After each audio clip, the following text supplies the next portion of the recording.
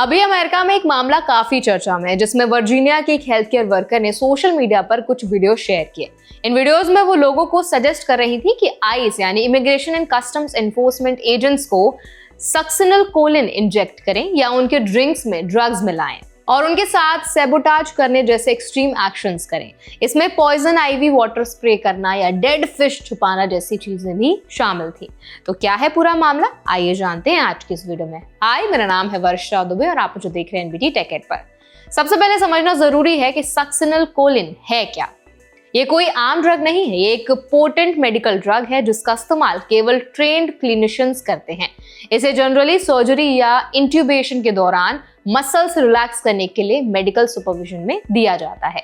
Succinyl Colin जल्दी से muscles को टेम्पररी पैरालाइज कर देता है, लेकिन ये अवेयरनेस या पेन को अफेक्ट नहीं करता। इसका गलत इस्तेमाल यानी बिना मेडिकल सुपरविजन के जिंदगी के लिए खतरा पैदा कर सकता है।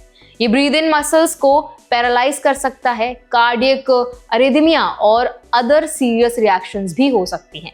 इसलिए बात बिल्कुल क्लियर है कि किसी भी तरह से आइस एजेंट्स या किसी अदर पर्सन पर इस तरह की हिंसा करना इलीगल और बेहद खतरनाक है। यूएस कानून में इसे क्रिमिनल ऑफेंस माना जाएगा।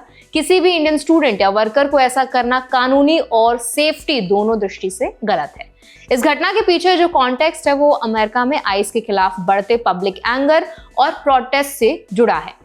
मिनेसोटा में कई फैटल शूटिंग्स और अग्रेसिव इमिग्रेशन एक्शंस की वजह से लोकल कम्युनिटीज में नाराजगी बढ़ी है। For example, ICU nurse Alex की मौत के बाद जहां कम्युनिटी और लोकल अथॉरिटीज ने कहा कि एनफोर्समेंट एक्शंस अननेसेसरी और एक्सेसिव थी। ऐसी घटनाओं ने आइस पर स्क्रूटनी और लीगल डिबेट्स और बढ़ा दी है। अब बात करते हैं कि इंडियंस और अदर फॉरेन स्टूडेंट्स वर्कर्स को इस तरह की सिचुएशन में कैसे सावधान रहना चाहिए। पहला और सबसे जरूरी पॉइंट ये है कि कभी भी किसी भी तरह के वायलेंट या इलीगल एक्शन में शामिल ना हो। ये ना सिर्फ क्रिमिनल लाइबिलिटी बढ़ाएगा बल्कि इमिग्रेशन स्टेटस को भी डायरेक्टली खतरे में डाल सकता है। दूसरा, सोशल मीडिया पर ऐसे सजेशंस या पोस्ट से दूरी बनाएं। कोई भी ऐसा कंटेंट शेयर करना जो इलीगल एक्ट्स को प्रमोट करे, उस पर लीगल एक्शन हो सकता है। इंडियन वर्कर्स और स्टूडेंट्स को समझना होगा कि यूएस में लॉ एनफोर्समेंट एजेंसीज और इमिग्रेशन अथॉरिटीज के खिलाफ कोई भी फिजिकल या केमिकल अटैक गैर कानूनी है।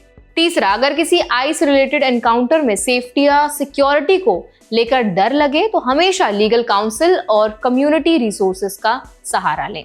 नेटिव अमेरिकन राइट्स फंड और नेशनल इमिग्रेशन लॉ सेंटर जैसी ऑर्गेनाइजेशंस ने गाइड तैयार की है कि आइस अप्रोचेस में कैसे कामली और लीगली रिएक्ट करें। ये गाइड इंडियन स्टूडेंट्स और वर्कर्स के लिए भी रेलेवेंट है। चौथा, मेडिकल ड्रग्स या केमिकल्स के गलत इस्तेमाल से बचें। सक्सिनल कोलिन जैसे ड्रग्स स्ट्रिक्टली रेगुलेटेड हैं और सिर्फ मेडिकल पर्पसेस के लिए ही ऑथराइज्ड हैं। इनअप्रोप्रिएट यूज लाइफ थ्रेटनिंग और क्रिमिनल दोनों हो सकता है। इससे किसी भी इंडियन वर्कर या स्टूडेंट का visa status, future job prospects और लीगल रिकॉर्ड इंपैक्ट हो सकता है। पांचवा और लास्ट पॉइंट ये है कि अपने राइट्स और रिस्पॉन्सिबिलिटीज क्लियर रखें। आइस इंटरेक्शन में शांत रहें, कोई डॉक्यूमेंट या स्टेटमेंट लॉयर के बिना साइन ना करें, किसी भी तरह के थ्रेट या इंटिमिडेशन से बचें, सेफ्टी प्लान तैयार रखें, इमरजेंसी कॉन्टैक्ट्स अपडेटेड रखें और लीगल रिप्रेजेंटेशन का राइट हमेशा यूज करें। तो अब इस पूरे मुद्दे पर आपकी क्या राय है, आप क्या ओपिनियन रखते हैं, हमें कमेंट्स में जरूर बताएं। ऐसे और भी अपडेट्स के लिए हमारे चैनल एनबीटी टेक एड को भी जरूर सब्सक्राइब करें।